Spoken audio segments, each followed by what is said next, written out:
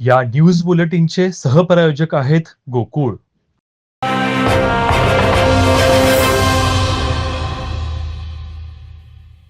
नीती आयोगाच्या धोरणाशी सुसंगत मात्र राज्याच्या गरजांची दखल घेत खाजगी क्षेत्र आणि अशासकीय संस्थांच्या सहभागाद्वारे राज्याचा जलद व सर्वसमावेशक विकास साधण्यासाठी महाराष्ट्र इन्स्टिट्यूशन फॉर ट्रान्सफॉर्मेशन तथा मित्र या संस्थेची स्थापना राज्य शासनाने केली आहे.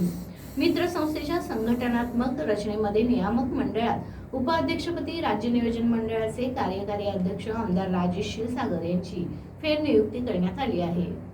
मित्र संस्थेच्या संघटनात्मक रचनेमध्ये नियामक मंडळात अध्यक्षपदी मुख्यमंत्री देवेंद्र फडणवीस, सहअध्यक्षपदी उपमुख्यमंत्री एकनाथ शिंदे आणि उपमुख्यमंत्री अजित पवार अशी पदरचना यापूर्वी करण्यात आली आहे. मित्र संस्थेच्या घटनात्मक रचनेमध्ये नियामक मंडळात उपाध्यक्षपदी क्षीरसागर यांची फेरनियुक्ती करण्यात आली.